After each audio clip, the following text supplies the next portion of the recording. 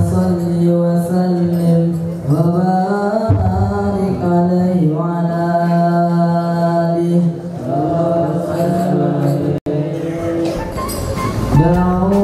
دعوني دعوني أنادي حبيبي ولا تطروني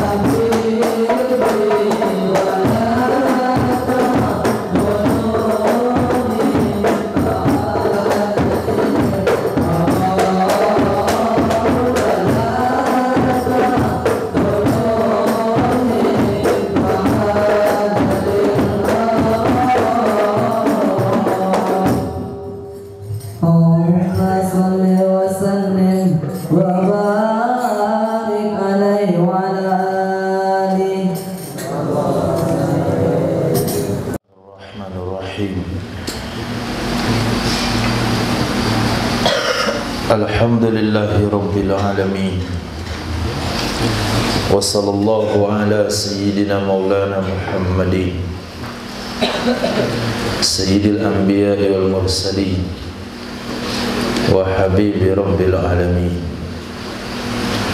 وعلى أصحاب الأكرمين وأهل بيت الطاهرين وأزواج الطاهرات أمهات المؤمنين وإخوانه من الأنبياء والمرسلين والتابعين لهم بإحسان إلى يوم الدين. أما بعد. ربي يسر ولا تعسر، ربي تمم بالخير. ربنا اشرح لنا صدورنا ويسر لنا أمورنا وأمور المسلمين واحلل عقدة من لساننا يفقه قولنا. بسندنا المتصل إلى إمام الخاتمة الحفاظ الإمام جلال الدين السيوطي رحمه الله قدس الله سره وأدام النفع بعلومه وبركاته ونفحاته ومداته وكراماته في الدارين آمين. Hadis sahih riwayat Imam Bukhari nomor 5778. Diriwayatkan dari Sayyidina Abi Hurairah radhiyallahu an, wufira limra'atin, diberikan pengampunan bagi seorang wanita, mumisatin, yang melacur, marrat, yang ia melewati, bikalbin, dengan seekor anjing, ala ra'si rakiyin, di atas mulut sumur. Ra'si arti dasar kepala, kepala sumur, maksudnya mulut sumur. Yalhath, yang mengulurkan lidah, ia si A. Yalhath, yang sedang mengulurkan lidah, ia si A. Kada, hampir. Yaqtuluhu, mematikan akannya si A, al-atash, oleh rasa haus. Fanaza'at khuffaha, maka mencopot ia wanita, maka melepaskan ia si wanita, khuffaha, akan sepatunya. Fa'authaqathu, lalu mengikat ia si wanita akannya sepatu, mengikat ia wanita akannya sepatu, bi khimariha, dengan penutup kepalanya, dengan khimarnya. Khimar itu sudah menjadi bahasa Indonesia sekarang.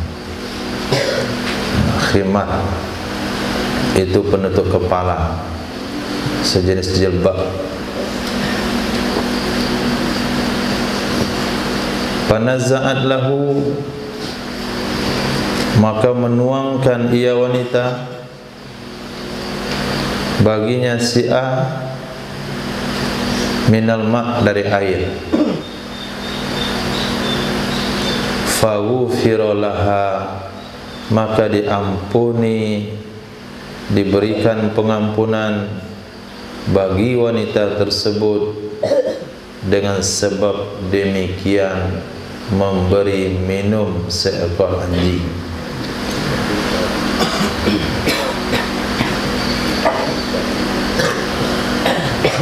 Nabi SAW bersabda, irhamu man fil ard, kasihani olehmu orang-orang yang ada di muka bumi. Yarhamkum man fis sama, maka kalian akan dikasihani oleh orang-orang yang ada di langit.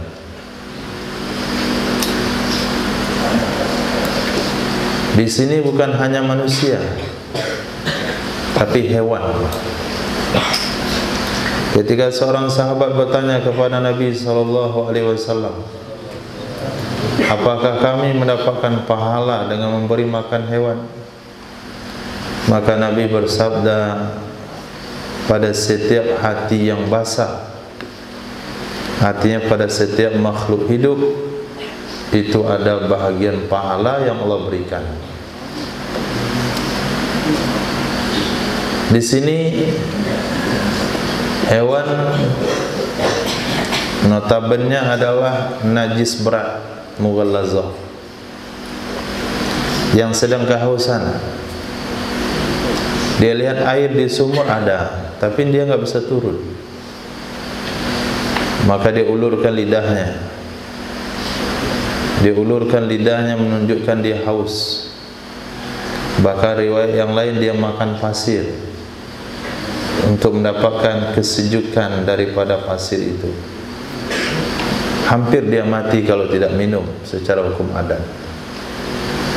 Dilihatlah oleh wanita tersebut dengan kasih sayang.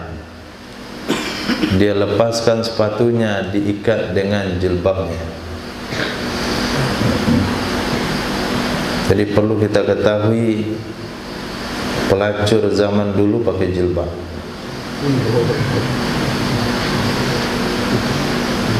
Wanita muslimah hari ini enggak pakai jilbab.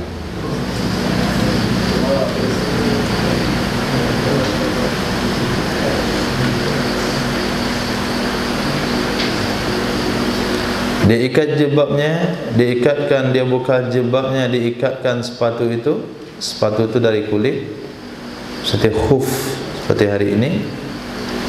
Kemudian dituangkan air ke anjing tersebut. Allah ridha dengan kasih sayangnya, karena dia punya kasih sayang kepada makhluk Allah. Allah berterima kasih kepadanya. Allah ampunkan dosa melacurnya, dosa zinanya, dengan kasih sayang Allah, karena dia punya kasih sayang.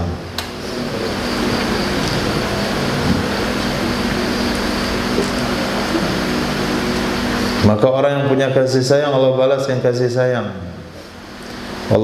Orang yang jujur, Allah balas yang balasan yang jujur.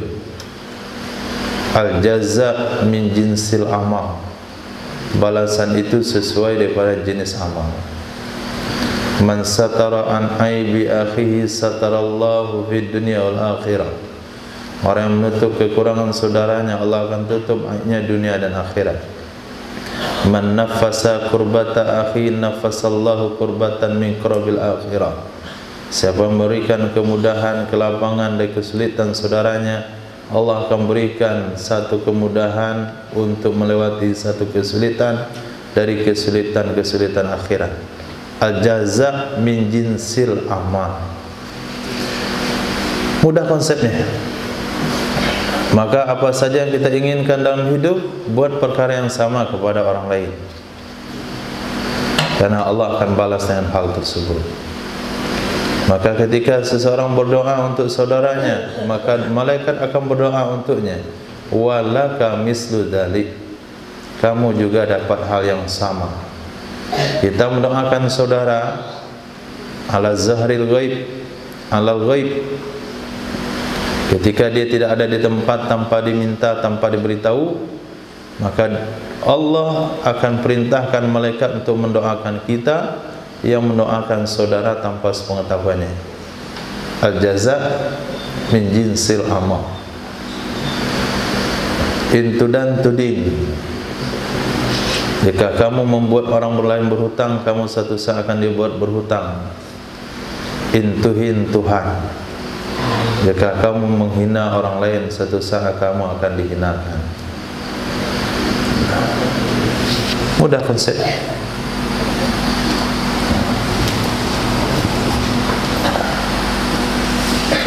Kalau satu saat kita menzalimi orang lain, maka satu saat kita akan dizalimi. Kalau hari ini kita merugikan orang lain, satu saat kita akan dirugikan. Kalau hari ini kita memberikan perhatian untuk perkara-perkara kebajikan, pada satu saat Allah akan berikan perhatian di saat kita membutuhkan perhatian dari Allah Subhanahu wa taala. Dosa zina sekalipun, kalau Allah sudah melihatnya dengan kasih sayang, maka Allah akan bersedia mengampuninya. Hadis sahih. Ghafarallahu azza wa jal. Semoga, menurut ulama ini ada dua makna. Makna pertama adalah doa, semoga. Makna kedua adalah berita, berarti perkara pasti. Maka boleh dibuat dua terjemahan. Semoga Allah mengampuni. Itu satu pemahaman ulama. Pemahaman kedua, Allah telah memberikan pengampunan. Allah Azza wa Jalla telah memberikan pengampunan kepada Zaid bin Amr wa rahimah, dan Allah memberikan rahmatnya, dan Allah merahmatinya. Fa innahu, maka sesungguhnya Zaid bin Amr mata ala dini Ibrahim, dia meninggal dunia dalam keadaan mengikuti agama Nabi Ibrahim alaihissalam. Ala dini Ibrahim, di atas agama Nabi Ibrahim alaihissalam.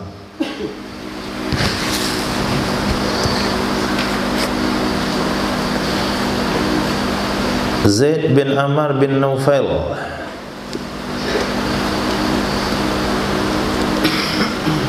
dia tidak pernah menyembah berhala.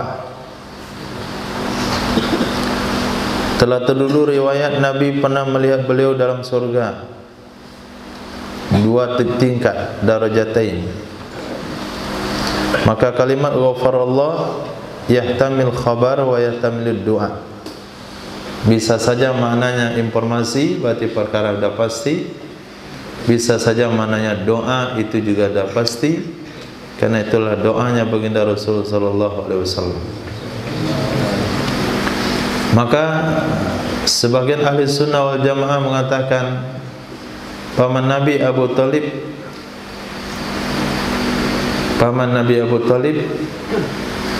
itu tidak termasuk ahli nar, karena beliau meninggal di atas agama Nabi Ibrahim alaihissalam, menurut sebagian pendapat. Ghilazul qulub, kerasnya hati. Wal jafa'u, kerasnya sikap. Fi ahlil masyriq, itu ada pada warga timur. Wal imanu was sakinatu, iman dan sakinah itu ada di ahli Hijaz. Hijaz maknanya pulau, Jaziratul Hijaz. Tapi setelah bergilirnya waktu,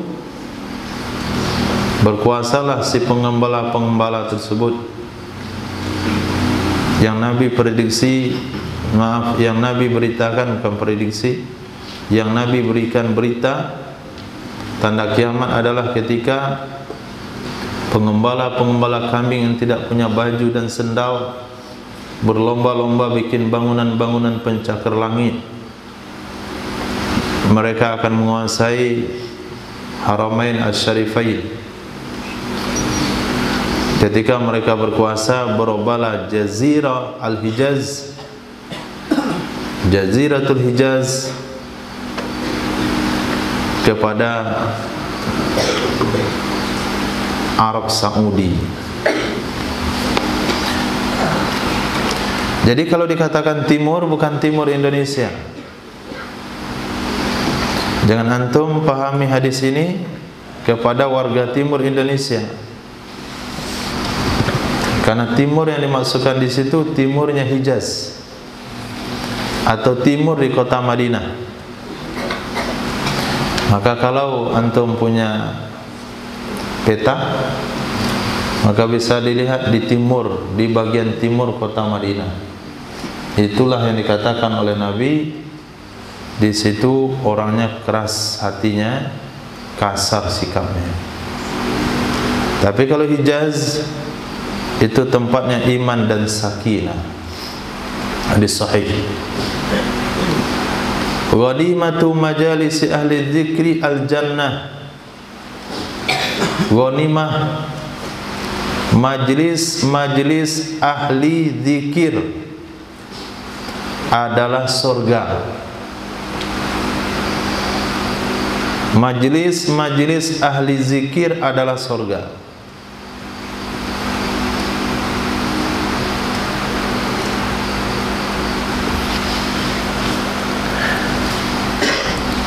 Idza maratum bi riyadil jannah farta'u.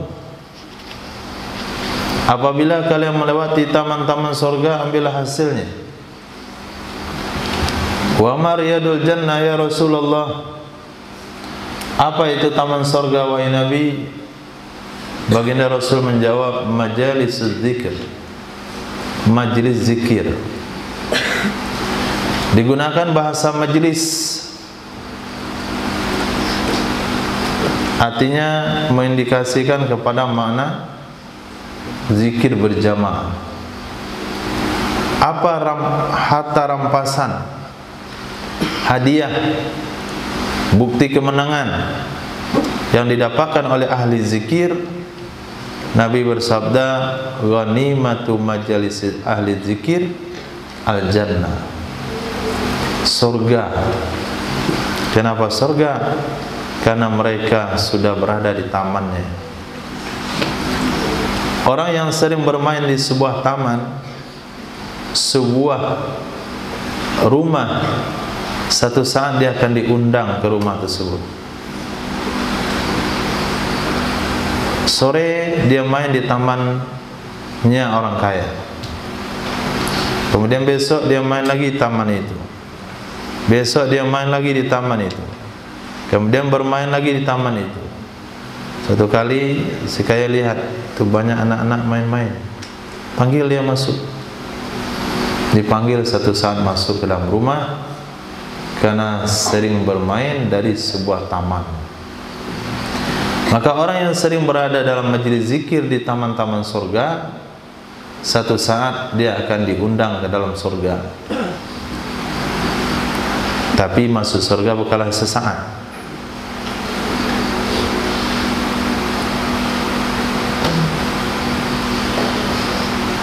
Ghanimatu majalisi ahli zikri al-jannah.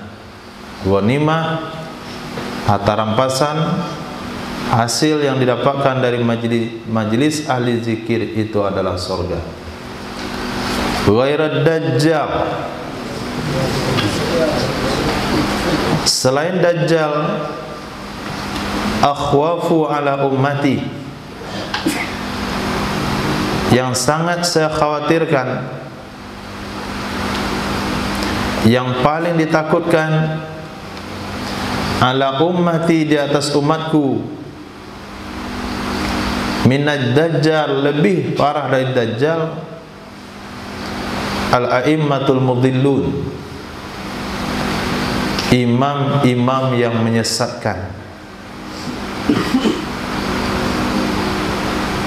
Imam-imam yang menyesatkan. Imam yang dimaksudkan di sini adalah imam dalam agama, yaitu para ulama. Jadi kekhawatiran baginda Rasul sallallahu alaihi wasallam atas efek kerusakan yang disebabkan oleh ulama-ulama yang menyesatkan umat itu lebih daripada kekhawatiran baginda Rasul terhadap efek Dajjal. Dajjal farah, tapi orang terpaksa mengikutinya karena tidak tahan dengan ujian dan cobaan. Tapi pemimpin agama atau orang yang diutamakan, dipercaya dalam hal beragama, kalaulah dia menyesatkan umat, umat mengikutinya dengan keyakinan, umat mengikutinya dengan senang hati, meyakini suatu perkara batil karena informasi yang salah yang diberikan oleh pemimpin agama tersebut.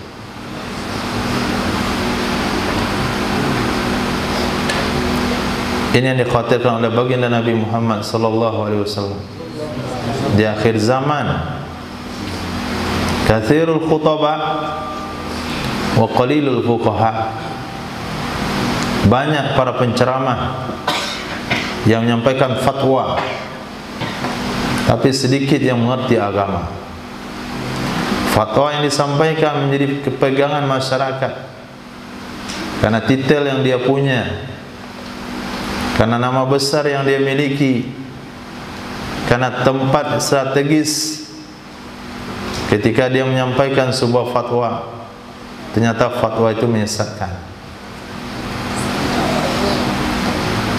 Suatu saat di Masjid Muhammadiyah, dia sampai kepada penceramahnya. Dari awal berceramah memang mengutip ayat Al-Quran. Sesungguhnya dalam kisah-kisah dalam Al-Quran itu bisa menjadi pelajaran bagi orang-orang yang memiliki akal. Maka kata dia, kisah-kisah itu bisa menjadi pelajaran. Dibacalah kisah dari Buya Doktor, orang tuanya Buya Hamka.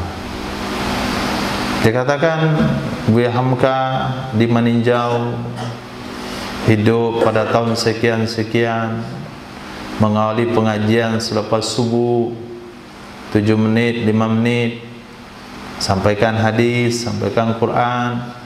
Bagus memang. Tapi orang tua Buya Hamka itu tidak baca usolli. Nah, mungkin sampai hari ini masih ada yang risih. Saudara-saudara kita sholat kiri kanan baca usolli. Usolli itu tidak sunnah, tidak dianjurkan. Menurut pendapatmu boleh, kami terima. Kamu katakan tidak dianjurkan, tapi dia ponis tidak ada khilafiyah di situ. Itu bongaknya dia. Sok pintar. Enggak ada khilafiyah bagaimana? Ketika ulama Syafi'iyah rata-rata berpendapat sunnah mengucapkan lafaz niat, lalu bilang enggak ada khilafiyah. Kenapa kamu hanya berpegang kepada satu orang ulama yang hidupnya, yang kuburnya masih kita bisa jumpai, yang hidupnya masih tahun sekarang, maksudnya masih tahun Indonesia merdeka? Bagaimana bisa ditandingi dengan pendapat generasi tabi'in dan tabi'in? Kalau kamu nggak baca, jangan bilang nggak ada khilafiyah. Banyak khilafiyah di situ. Memponis nggak ada khilafiyah. Orang semesti mengangguk semuanya karena sependapat. Nggak ada khilafiyah. Itu salah satu yang menyesatkan umat. Contoh kasus.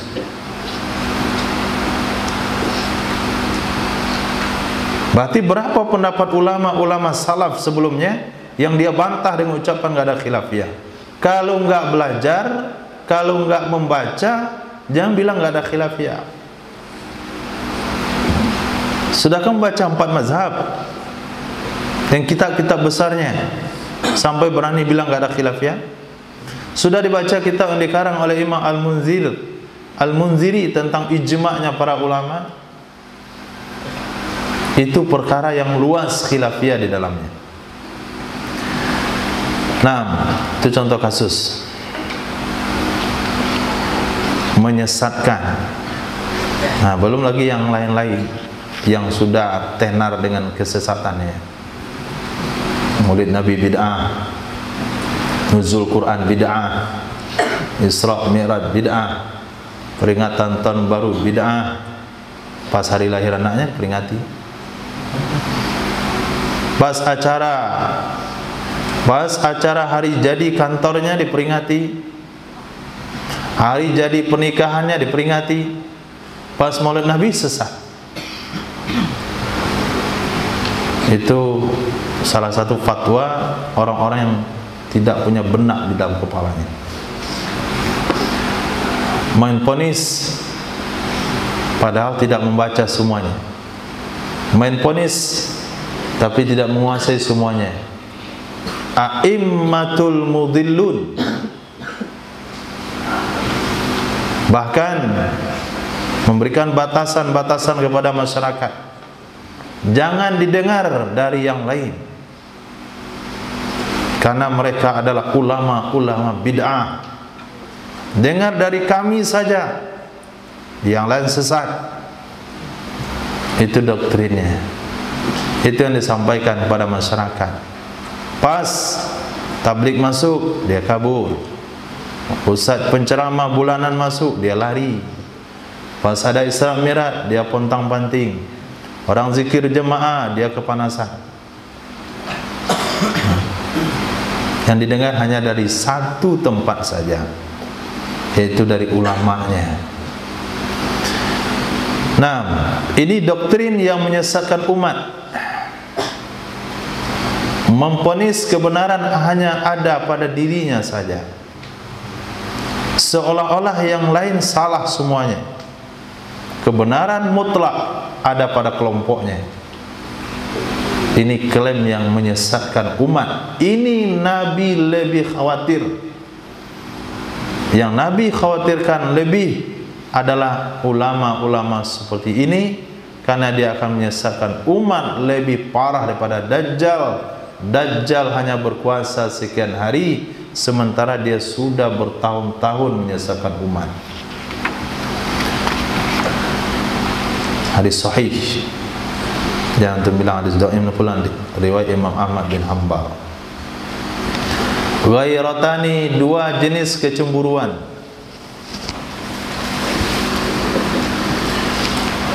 Ghairatani, 2 jenis kecemburuan.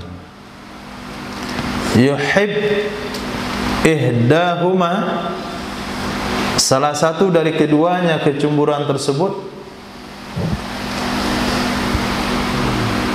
yuhibbuha, mencintai akannya oleh Allah. Wal ukhra, dan yang lainnya, yubghiduha, membenci akannya oleh Allah Subhanahu wa ta'ala. Wa makhyalatan, dan 2 kebanggaan. Dan 2 kebanggaan, 2 kepuasan. Ihdahuma, salah satu kedua-duanya, salah satu dari keduanya, yuhibbuha, mencintai akannya oleh Allah Subhanahu wa ta'ala. Kitab ditulis, jangan lihat kaki, lihat kitabnya. Yuhibbuha, mencintai akannya oleh Allah Subhanahu wa ta'ala. Wa ukhra, dan yang satunya, yubghiduha Allah, membenci akannya kebanggaan, kepuasan oleh Allah Subhanahu wa taala. Ghairah, kecemburuan di dalam ribah. Ribah itu perkara yang bertentangan dengan agama.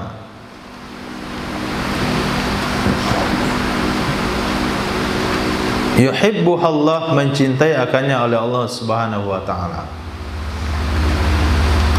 Wal ghairah, sementara kecemburuan pada selain ribatin, pada selain perkara yang dibenci oleh Allah, perkara yang bertentangan dengan agama, yubghiduhallah, membenci akannya oleh Allah Subhanahu wa taala.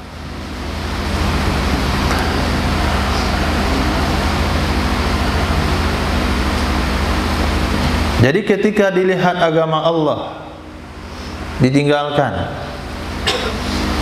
ketika dilihat agama Allah dihinakan, ketika dilihat Al-Quranul Karim dirusak, ketika dilihat Rasulullah dihina, sunnah dipermainkan, tumbul ghirah dalam hatinya, kecemburuan, maka itulah yang dicintai oleh Allah Subhanahu wa taala. Sementara ghirah yang lain-lainnya itu Allah benci. Lihat kawannya sukses, cemburu. Lihat orang berhasil, cemburu. Lihat yang lain lulus, cemburu. Lihat yang lain senang, cemburu. Itu kecemburuan yang Allah tidak suka, karena berakibat menyebabkan seorang itu terlibat pada hasad atau dengki. Kemudian kebanggaan, wal makhyal, makhyalah kebanggaan, kepuasan.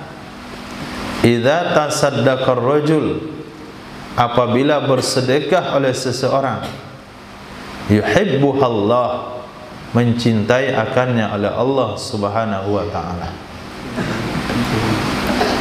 Wal makhyalah, sedangkan kebanggaan, kepuasan di dalam kesombongan, yubghiduhallah, membenci akannya oleh Allah Azza wa Jalla.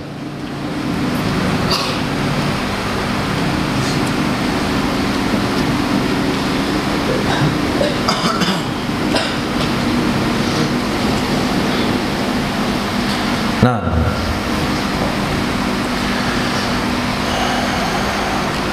biar dia merasa senang, bangga, puas karena bisa membantu, puas dan senang ketika melihat hajat orang lain tertunai lewat dia, karena dia bantu dengan sedekahnya. Itu kesenangan dan kebanggaan yang dicintai oleh Allah. Tapi kebanggaan pada kesombongan, kebanggaan yang indikasinya adalah sombong dan angkuh, membanggakan dirinya, itu dibenci oleh Allah Subhanahu wa taala. Maka kita tidak boleh bersuudzon ketika seseorang menceritakan pengorbanannya, ketika seseorang menceritakan sedekahnya, ketika seseorang menceritakan harta yang telah diberikan untuk agama. Alhamdulillah, saya sudah bangun 99 masjid di seluruh Indonesia. Bisa saja itu makhyalah kebanggaan yang dicintai oleh Allah, karena ingin memberikan motivasi atau kepuasan hati yang dia tunjukkan. Tidak ada riya di dalamnya, tidak ada sum'ah, hanya dia dan Allah yang tahu. Bisa saja itu kebanggaan dibenci oleh Allah kalau tujuannya adalah menunjukkan kebanggaan diri pribadinya. Hadis sahih. Wayrus syaibah, robahlah oleh kalian warna uban. Ghayyiru, robahlah oleh kalian warna uban, jangan mengantuk. Wala tashabbahu bil yahud, jangan kalian menyerupakan diri dengan bangsa Yahudi. Jangan kalian menyerupakan diri dengan bangsa Yahudi. Maka disuruh robah di sini warna uban, bukan warna rambut. Maka tidak sunnah hukumnya mewarnai rambut. Orang yang mewarnai rambut itu wujud tidak mensyukuri nikmat Allah.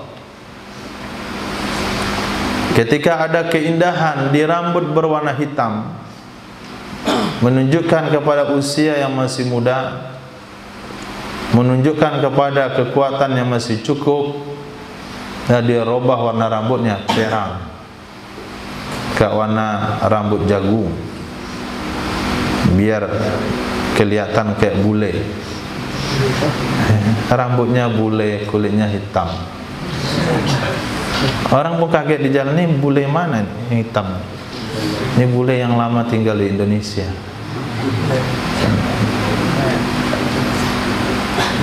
Enggak syukur.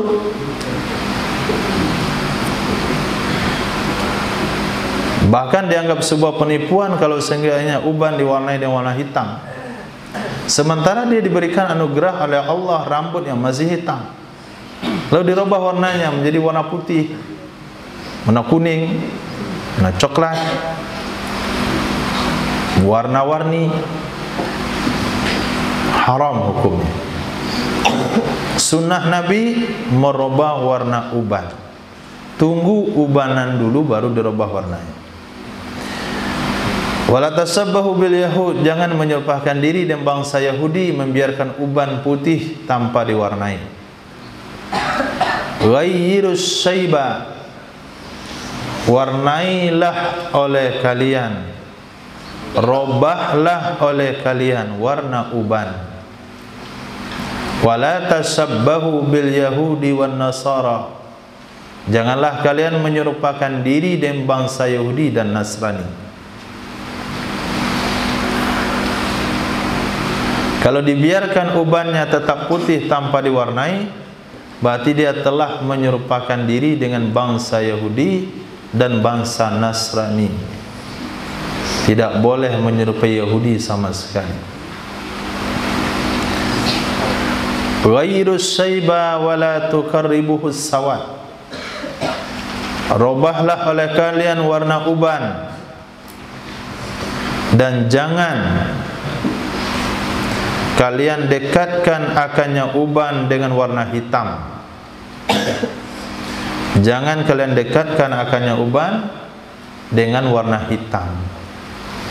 Boleh mewarnai uban, sunnah mewarnai uban, tapi tidak dengan warna hitam. Kalau dengan warna hitam, hukumnya haram. Kecuali pada saat mau bertempur, pasukan-pasukan senior semua, usia 60-50 tahun dah ubanan. Kalau seperti itu terjun medan perang, musuh akan menganggap remeh, kalah semangat dengan musuh, maka diinailah dengan warna hitam untuk berangkat perang saja, hukumnya boleh. Al-harbu khudwah, perang itu adalah tipu daya. Perang itu adalah strategis, termasuk boleh mewarnai uban dengan warna hitam supaya pasukannya dianggap muda semuanya. Hanya satu momen saja.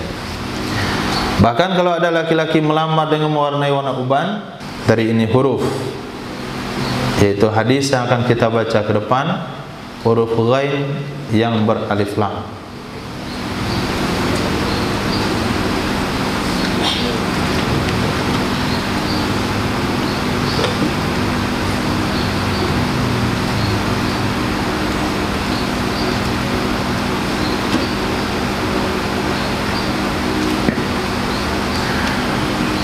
Al-ghazi fi sabilillah azza wa jal, orang yang berperang di jalan Allah Azza wa Jalla, wal hajju, dan orang yang melakukan ibadah haji, wal mu'tamiru,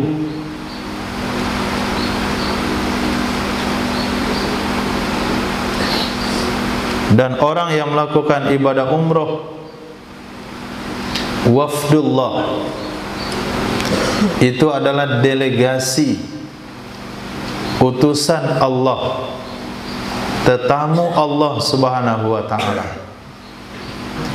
Da'ahum fa'ajabuhu, Allah panggil mereka, lalu mereka memenuhi panggilannya Allah. Da'ahum, memanggil, ya Allah akan mereka. Antum tulis artinya di kitab. Da'ahum, Allah panggil mereka. Tulis panggil di bawah da'a itu. Da'ahum, Allah panggil mereka. Fa'ajabuhu, lalu mereka mengabulkan, memenuhi, ditulis.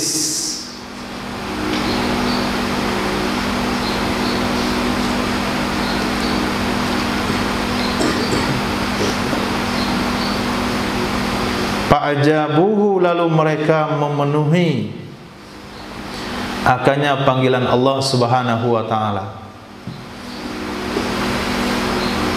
Wasa'aluhu, mereka meminta kepadanya Allah Subhanahu wa ta'ala. Fa'atahum, lalu Allah memberikan kepada mereka. Hadis sahih. 3 jenis ibadah yang besar ini ada jaminan ijabah doa yang dijanjikan oleh Allah dalam hadis ini. Pertama, orang berangkat jihad, angkat senjata, memerangi musyrik dan kesyirikan. Yang kedua, orang berangkat ibadah haji. Yang ketiga, orang menaikkan umroh. Itu adalah tetamu-tetamu Allah. Ketika Allah panggil, mereka datang. Waktu mereka meminta, Allah beri. Logikanya begitu. Apabila kita mengundang seseorang datang, lalu dia datang, maka orang mengundang akan memberi apa yang diminta. Nanti datang ke rumah, tepat tanggal 17 Agustus jam 17. Datanglah orang itu pada 17 Agustus jam 17. Ditanya, mau apa? Mau minum apa? Mau makan apa? Kalaupun tidak ditawarkan, saya mau kopi. Orang rumah akan siapkan kopi. Tuan rumah akan siapkan minuman yang diminta. Begitu secara logika. Itu manusia yang dikatakan bakhil. Manusia yang memiliki sifat kikir. Apabila orang datang memenuhi undangannya, maka dia akan berikan jamuan. Surat undangan disebarkan, 2000 diundang. Pas datang di situ, aku gelas satu orang satu. Nggak mungkin. Nggak mungkin. Orang akan bikin persiapan hidangan sesuai dengan jumlah undangan yang datang. Itu manusia kikir, bakhil. Sekarang Allah yang punya kasih sayang, yang maha pemurah, maha kaya, maha memberi. Apabila Allah mengundang, orangnya mau datang, pasti Allah kabulkan keinginan orang tersebut. Enggak mungkinlah manusia lebih sopan, enggak mungkinlah manusia lebih pandai berterima kasih. Manusia yang bakhil saja akan penuhi keinginan undangannya. apalagi Allah yang maha kaya dan pemurah, pasti akan memberi permintaan orang yang diundangnya apabila orang itu datang. Al-ghubaru fi sabilillah, debu-debu di jalan Allah Azza wa Jal, isfarul wujuh yaumal qiyamah, akan membuat bersinar muka-muka pada hari kiamat, akan membuat bersinar muka-muka pada hari kiamat. Debu-debunya fi sabilillah.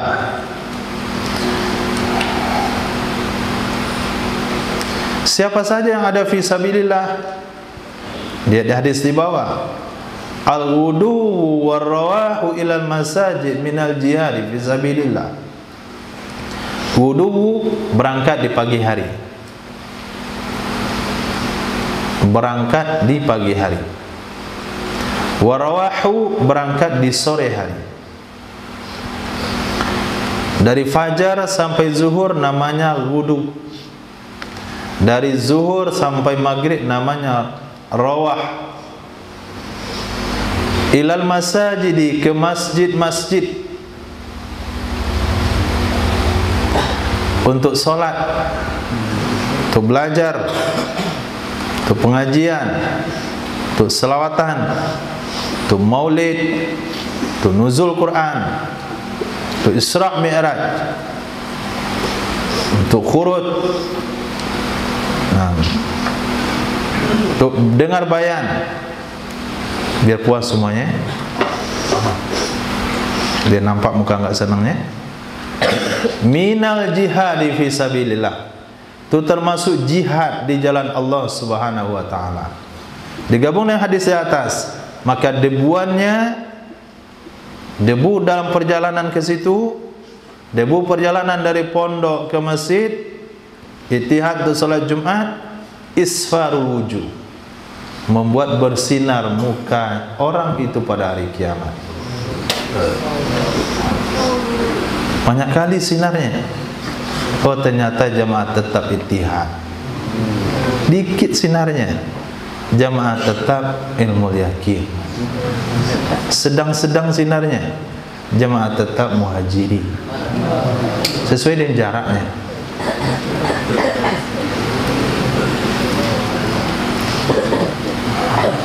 Al-wudu war-rawahu, berangkat di pagi hari, berangkat di sore hari, fi ta'limil Quran, dalam mengajarkan ilmu. Allama yu'allimu ta'lim, dalam mengajarkan ilmu. Afdalu indallah minal jihadi fi sabilillah, itu lebih baik di sisi Allah Subhanahu wa taala dari jihad fi sabilillah. Berangkat pagi ngajarkan ilmu, berangkat sore ngajarkan ilmu, pagi petang dia pergi mengajar, menyampaikan ilmu agama. Alif lam yang ada di situ ada alif lam ahli zihni, bukan ilmu sembarangan. Ilmu agama itu lebih besar nilainya daripada jihad fi sabilillah. Karena jihad fi sabilillah itu menjaga agama dari luar, menjaga agama dari musuh. Menjaga agama dari musuh bisa nampak dari mata kasar. Bahaya agama dari non-muslim jelas dari mata kasar. Tapi mengajarkan agama itu menjaga agama dari dalam. Kerusakan agama dari dalam tidak bisa terlihat dari mata kasar. Katanya sudah sholat 40 tahun, tapi tidak sah, karena sujudnya kakinya terangkat, karena sujud di atas mukena. Datanglah orang mengajarkan agama, terjaga agamanya. terpelihara agama di dalam individu.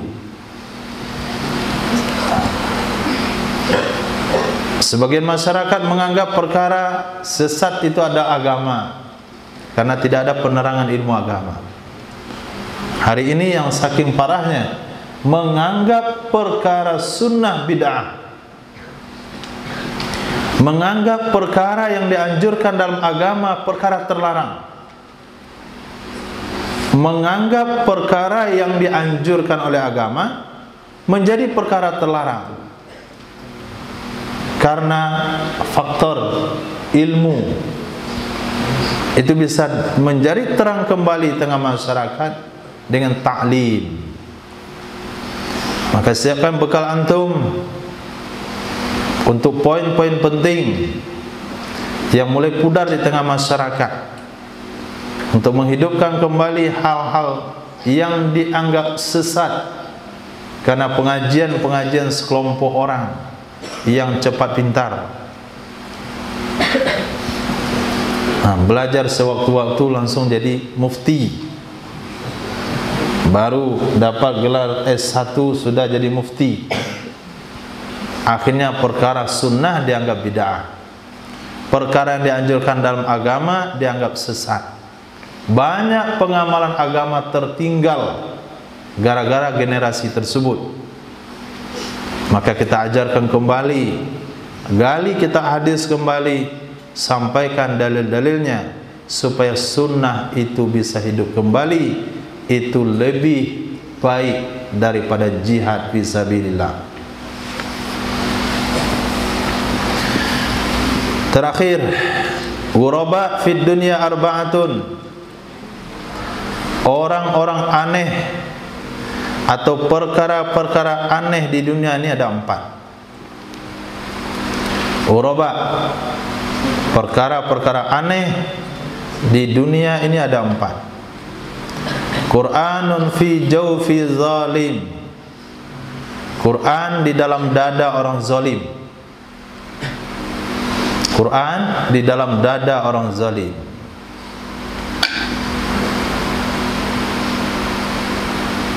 Masjidun fi nadi qaumin la yusalla fi. Masjid pada nadi. Nadi itu adalah pusat kampung. Nadi atau dasarnya orang menyeru. Tempat seruan itu letaknya di tengah masyarakat. Jadi masjid di tengah satu kaum, tidak dilakukan salat di situ. Bukan masjid pinggiran, bukan masjid pelosok, masjid di tengah perumahan, masjid di tengah masyarakat. Enggak ada orang salat di situ. Itu keanehan yang ada di dunia. Mushafun fi baitin la yuqra'u fi. Mushaf Al-Quran di rumah tidak dibaca padanya mushaf. Nanti kalau ada yang mati, mana Quran? Tuh di kepala lemari. Ambil Quran di kepala lemari, dilap debunya. Bukan dibaca, tapi untuk diletakkan di dekat kepala orang mati lagi. Nah, itu aneh. Keanehan yang ada di dunia. Pabrik Quran kamu letakkan di kepala orang mati itu juga nggak ada gunanya. Beli satu tronton Quran, taruh dekat kepala dia, tidak akan memberikan syafaat. Tapi kalau dibaca walaupun surah Yasin, itu ada gunanya, karena rahmat Allah turun di mana Quran dibaca. Rajulun salih ma'a qaumi su. Laki-laki soleh bergabung dengan kaum yang jahat. Itu aneh. Siapa itu? Pak Yai Allah. Aneh. Nah. Datang lihat anak muda-muda main gak tentu hara. Ada di situ hafiz. Aneh. Aneh. Kalau ada orang soleh di tengah-tengah komunitas bergaul dengan kaum isu. Nah, seharusnya kan nggak ada. Letakkan diri pada tempatnya. Kecuali dia datang situ jauh lah, nggak ada masalah. Ini nongkrong di situ.